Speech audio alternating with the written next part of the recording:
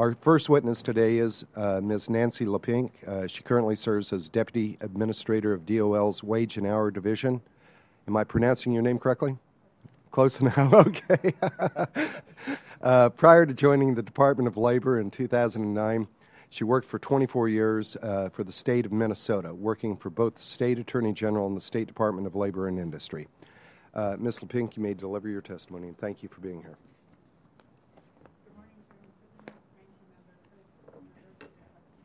Thank you for the invitation to testify at this hearing. Mr. Chairman, the Department of Labor recognizes the importance of youth employment and the value of agricultural work, and respects the role of parents in raising their children.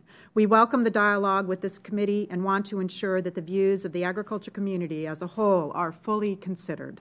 This is evidenced by the fact that after receiving a number of comments from stakeholders on the need to provide the Department with further input on the parental exemption, the Department announced yesterday that it would repropose the parental exemption portion of its recent Notice of Proposed Rulemaking on Child and Agriculture. Since it was passed in 1938, the Fair Labor Standards Act has included child labor protections because Congress recognized that when children are employed, they should be employed under conditions that do not put them in harm's way. The agricultural child labor provisions of the FLSA only apply to youth under the age of 16. Moreover, the statute's child labor provisions include a parental exemption that applies to children who are employed by their parents on a family farm that is owned or operated by those parents. One of the highest priorities of the Secretary of Labor has been and continues to be the prevention of the death and injury of children as a result of their employment in hazardous occupations. Children serving as employees in agriculture businesses are among the most vulnerable of our nation's workers. Fatality rate for young agricultural employees is 4 times greater than that of their peers employed in non-agricultural workplaces. The injuries suffered by children employed in agriculture also tend to be more severe. Unfortunately, even with the current laws on the books, there are employers who continue to illegally hire and employ children to work in hazardous jobs in agriculture businesses. Child farm employees are still killed or injured on the job, and one child injured or killed is one too many. It is also not uncommon for the Wage and Hour Division to find young children working illegally in the fields, exposed to numerous hazards, including pesticides and dangerous equipment. In an effort to ensure we protect and keep working children safe while not limiting their opportunities to be employed in positive work experiences, the Department of Labor has for a number of years been reviewing the federal child labor regulations.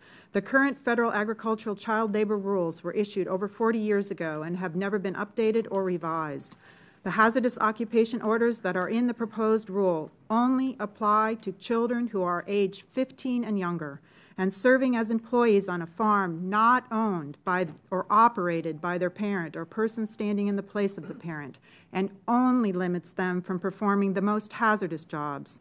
The Department's proposed rule also only applies to situations where there is an employment relationship. In other words, a child of any age could, for example, assist a neighbor in need to round up loose cattle that have broken out of their fencing because that would not establish an employment relationship. And even if an employment relationship is established, a child could still help a neighbor with work such as hand harvesting crops, detasseling corn, and many other tasks. Nor would the regulations apply to situations where a child is raising a pig as part of her 4-H project or taking that pig that she's raised to sell at a county fair or market. Most of the proposed rules in the NPRM update the hazardous occupation orders that limit the agricultural employment of youth under the age of 16 unless the parental exemption applies. The NPRM proposes to amend those orders, among other things, prohibit child farm employees who are 15 years old and younger from operating most power-driven equipment, including tractors and other hazardous farm implements.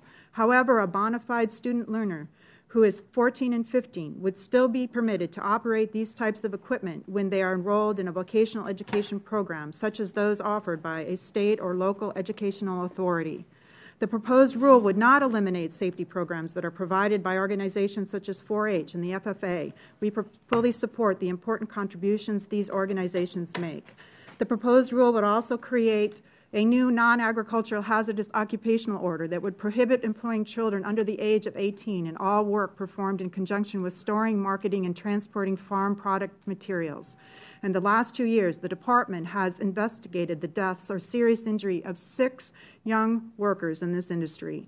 Under the proposed rule, children 17 years old and younger would be prohibited in non-agricultural employment from working in such establishments as grain elevators, silos, stockyards, and livestock exchanges. The notice and comment for this proposed rule has allowed for significant and robust comments from all of our stakeholders, including many members of Congress. The Department will carefully consider those comments as it develops a final rule. I thank you for the opportunity to testify today, and I'm happy to take your questions.